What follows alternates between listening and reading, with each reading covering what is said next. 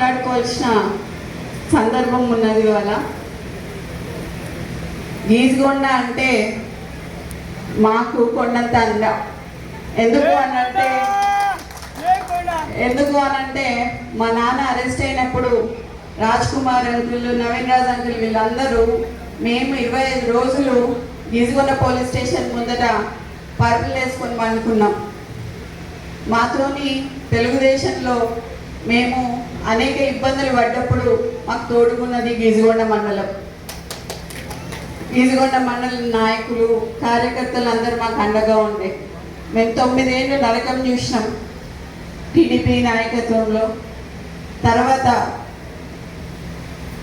ఒక బీసీ బిడ్డ ఒక పటవారీ వ్యవస్థని తన ఇంటి నుంచే నిర్మూలించాలని చెప్పి మొదట వాళ్ళ ఇంటి నుంచే వాళ్ళ నాన్న నొప్పించి పటవారీ వ్యవస్థని తీసేసి ఆయన పేరులో పటేల్ని తీసేసి ఈరోజు రాజకీయం స్టార్ట్ చేసిన కొండా మురళి సామాన్య కార్యకర్తగా స్టార్ట్ చేసిండు. అట్లాంటి కొండా మురళి ఇవాళ కేఎం కింగ్ మేకర్. ప్రతి నియోజకవర్గంలో కొండా అభిమానులు ఉన్నారు అని చెప్పడానికి అతిశయోక్తి కాదు. కంపల్సరీగా కొండా యువసేన అనేది ప్రతి నియోజకవర్గంలో ఉన్నది. కానీ ఈరోజు రేవంత్ రెడ్డి గారిని నేను కొన్ని ప్రశ్నలు వేయదలుచుకున్నాను. దాంట్లో భాగంగా మీరు మొదట పిసిసి కావాలని కోరుకున్నది కొండా సురేఖ, కొండా మురళీధరరావు గారు.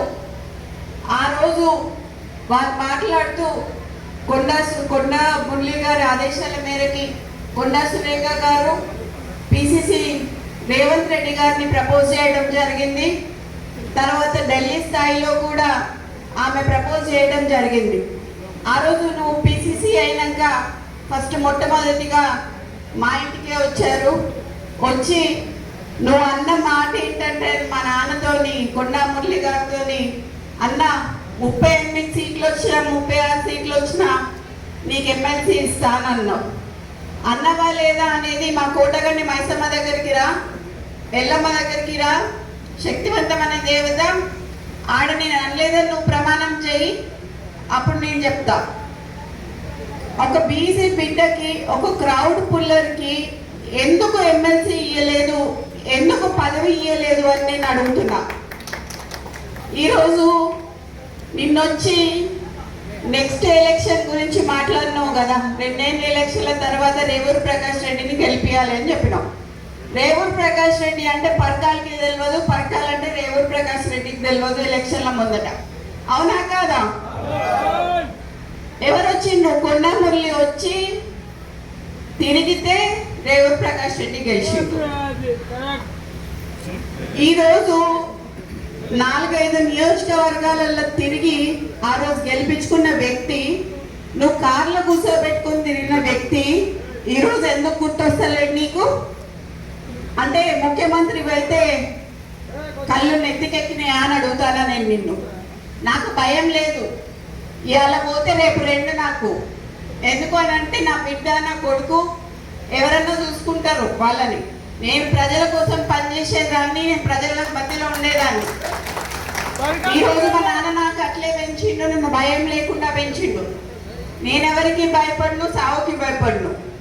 కానీ ఈరోజు చాలా ఈ 2 ఏళ్ళ వారికి ఎందుకయ్యా ఇవాళ రాజీనామా చేయమని చెప్పు.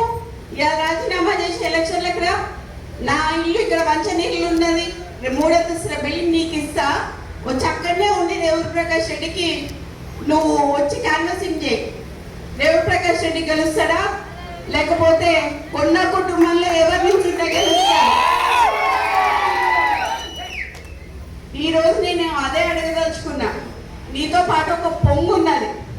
ఆ పొంగు ఎక్కువసేపు పొంగదయ్యా, పోతుంది.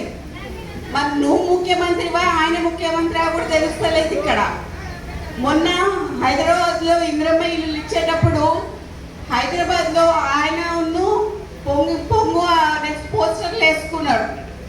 మరి అక్కడనే హైదరాబాద్ ఇన్ఛార్జ్ అయిన పొన్నం ప్రభాకర్ గారి ఫోటో వేయలేదు. అంటే బీసీలంటే అంత చులకన్నా మీకు అని నేను అడగదలుచుకున్నా. ఈరోజు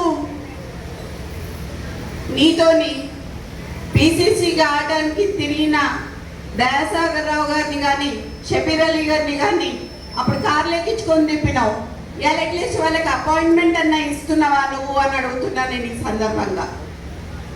ఈ సందర్భంగా నేను గుర్తు చేయాల్సింది ఏంటంటే నిన్ను కూడా కొడంగల్లో ఒకసారి ప్రజలు ఓడగొట్టిండ్రు. అట్లాంటిది నేను 10 ఏళ్ళు ముఖ్యమంత్రి ఉంటా అని చెప్పుకున్నావు. రాజశేఖర్ రెడ్డి గారు లాంటి వాళ్ళు కూడా చెప్పుకోలేదు అట్లా. నీకు కాంగ్రెస్ సంస్కృతి అనేది ఇంకా ఎక్కలేదు అని చెప్పి నీకు చెప్తున్నా. ప్రేమ ఎందుకు మా కాంగ్రెస్ సభ్యులన్నీ సవితల్లి ప్రేమతో చూస్తున్నామని చెప్పి నేను అడగదలుచుకున్నా. ఈరోజు 21 ఏళ్ళకే ఎమ్మెల్యే చేయాలి అని చెప్పి నేను అడుగుతా అని చెప్పి నువ్వు అన్నావు. మరి ఇప్పుడు డైపర్లు వేసుకొని ఇప్పుడే తిరుగుతలేడు ఆయన. నువ్వు నెక్స్ట్ 2 ఏళ్ళకి మళ్ళీ సీట్ ఇస్తానంటే ఏంటిది? ఎక్కడి నుంచి ఎక్కడికి పోతున్నామని అడుగుతున్నా నేను ఇవాళ. నువ్వు ఒకసారి ఒక మాట మాట్లాడుతావు, ఒకసారి ఒక మాట మాట్లాడుతావు. నువ్వు కొన్న మురళికి ఎందుకు రాజకీయంగా ఆయన తొక్కదలుచుకున్నావు? బీసీలను తొక్కదలుచుకున్నావా? సరే, నేను అనుకున్నా లాస్ట్ టైం మాట్లాడినట్టు రెడ్ల కాంగ్రెస్ అనుకున్నా. అక్కడేమో సంగారెడ్డికి పోయినప్పుడు నిన్న అక్కడ జగ్గారెడ్డి గారికి ఏమో అధిష్టానం చెప్తుంది అని చెప్పిండు. ఇక్కడికి వచ్చేమో రేవంత్ ప్రకాష్ టికెట్ ఆయన్నే ఇచ్చినట్టు చెప్తాడు. ఇక మన 119 నియోజకవర్గాలకు కూడా నువ్వే ఇయరాది అయిపోతుంది. ఏదైనా కాంగ్రెస్లా గుర్తుపెట్టుకో, రేవంత్ రెడ్డి అధిష్టానం నిర్ణయిస్తుంది తప్పితే ఇక్కడ సీల్డ్ కవర్ సీఎం ఉంటుంది తప్పితే సీఎం అనేది కుర్చీని కాపాడుకోవాలని అంటే కొంచెం నిబద్ధతలు ఉండాలి. ఎవరినైనా కార్యకర్తలని లీడర్లని కాపాడుకోవాలి. పొన్నమురళి లాంటి లీడర్ని కాపాడుకోకుండా ఈ రోజులు చాలా పెద్ద తప్పు చేస్తున్నావు అని చెప్పి నేను చెప్తున్నాను నీకు. ఈరోజు మంత్రులకి ఇప్పుడు మా దగ్గరికే చాలా మంది బీసీ ఎమ్మెల్యేలు వచ్చినారు, మీరు అపాయింట్మెంట్ ఇవ్వట్లేదు అని చెప్పి.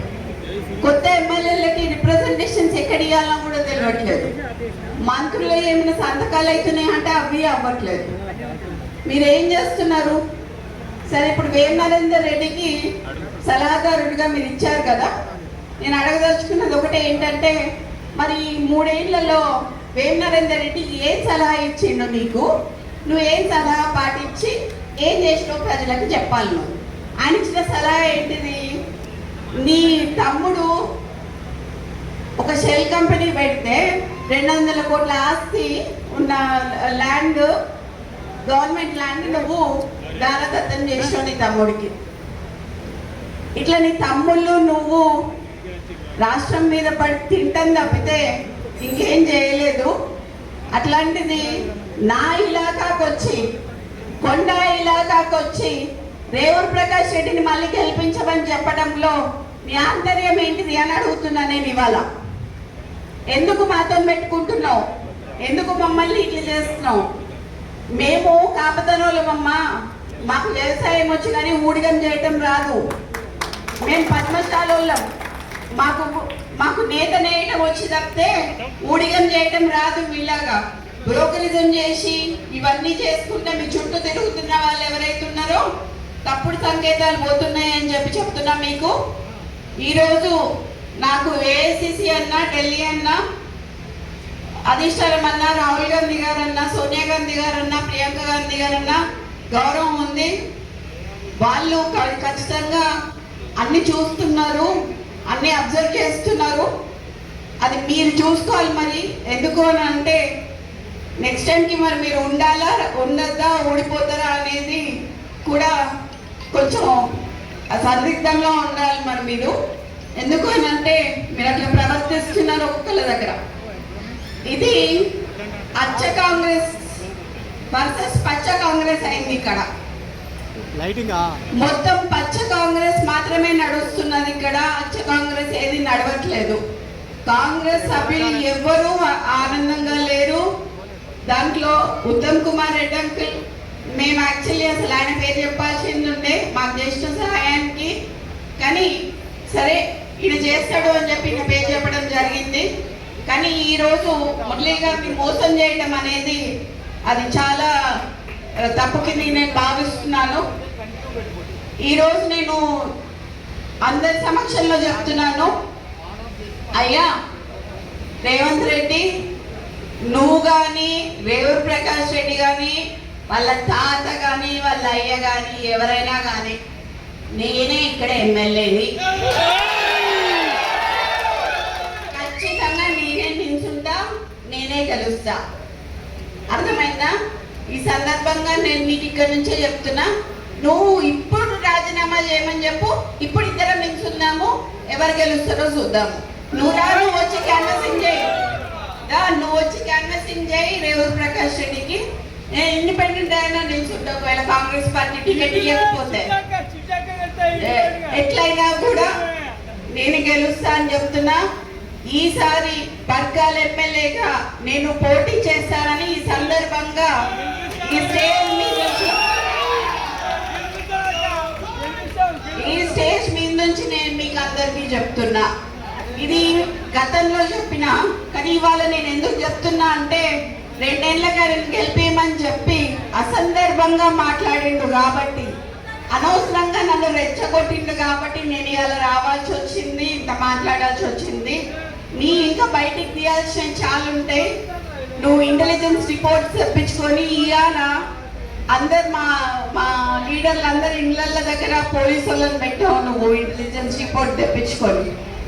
ఎందుకంత భయం నీకు? నువ్వు మాట్లాడింది తప్పని నీకు కూడా తెలుసు కాబట్టి. కొండా మురళి మంచోడు కాబట్టి ఇప్పటి వరకు బయట మాట్లాడలేదు, కొండా సురేఖ మంచిది కాబట్టి మాట్లాడలేదు.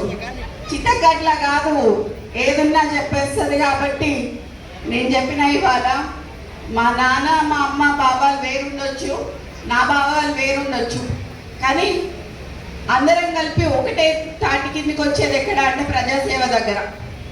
ప్రజలకు సేవ చేసుకోవాలనేది మా ముగ్గురులో ఉంది కాబట్టి, ఆ రక్తం నాలోనూ ప్రవహిస్తుంది కాబట్టి ఈసారి ఎమ్మెల్యేగా గెలిచి ఇప్పుడు కాదు ఇంకొక 20 ఏళ్ళు నేనే ఎమ్మెల్యేగా ఉంటా అని చెప్పి చెప్తున్నాను. అట్లా నేను చూసుకుంటా పరకాల ప్రాంత ప్రజలని కంటికి రెప్పలాగా నేను కాపాడుకుంటా. ఈరోజు ఎవరికి కష్టం వచ్చినా నా ఇంటి తలుపు తట్టవచ్చు. నేను త్వరలో పరకాల్లో ఇల్లు కట్టుకుంటున్నా, అక్కడ ఉంటా. వచ్చినప్పుడు ఖచ్చితంగా అందరినీ కలుస్తా. కలిసినాకనే ఎలక్షన్లకు పోదాం మనం. ఈ లోపల మరి ఆయనకి కొంచెం ఆరోగ్యం బాగాలేదు కదా, మరి ఎట్లా ఉంటుందో చూద్దాం. మరి అప్పటి వరకు ఎలక్షన్ వరకు సో అది ఇప్పుడు నేను కొంచెం అది చెప్తే అది బాగోదేమో కానీ సరే. ఇప్పుడు డైపర్లు వేసుకున్న వాళ్ళకి వీళ్ళకి మాత్రం ఇస్తాను అంటున్నాడు కదా, అది మాత్రం కొంచెం తప్పని చెప్పి ఆయన ఇప్పటికే నడవలేకపోతున్నాడు, తిరగలేకపోతున్నాడు. ఈయన మరి వృద్ధునికి 80 ఏళ్ళు వచ్చినానికి ఇస్తా అని చెప్పి అంటుంటే హాస్యాస్పదంగా అనిపించి మరి ఈరోజు రావడం జరిగింది. ఈరోజు నీ తమ్ముందు ఒక 200 కోట్లది ఒకటే చెప్పిన, ఒకవేళ ఎవరైనా నాకు కౌంటర్ ఇచ్చిందనుకోండి మిగతా కూడా బయటికి తీయాల్సి వస్తుంది. సో ఎవరు కౌంటర్ ఇచ్చినా బయటికి తీసి సీతా దయాకర్ గారికి కూడా పదవి ఇచ్చినావు నువ్వు. సీతా దయాకర్ గారు ఏం చేసిండ్రయ్యా పార్టీకి? అసలు ఎక్కడ పార్టీ ఆమె ఎక్కడి నుంచి వచ్చింది? ఆమెకు చైర్మన్ పోస్ట్ ఇచ్చినావు నువ్వు. కొండా మురళికి ఎందుకు ఇయ్యలేదు అని అడుగుతాను నేను. మీరు అందరు అడగాలి, ఏమంటారమ్మా? ఇయ్యాలా? అది కొంచెం ప్రెస్ వాళ్ళందరికీ మీ అందరికీ చెప్తున్నాను సార్. నేను చెప్పాలనుకున్నా చెప్పిన దీనికి కౌంటర్ ఇస్తే మాత్రం నేను ప్రెస్ క్లబ్లో కూర్చొని ప్రెస్ నోట్ రిలీజ్ చేసి మొత్తం ఉన్నాయన్నీ బయట పెట్టాల్సి వస్తుంది. సో అందుకని చెప్పి ఇక్కడితో ముగిస్తూ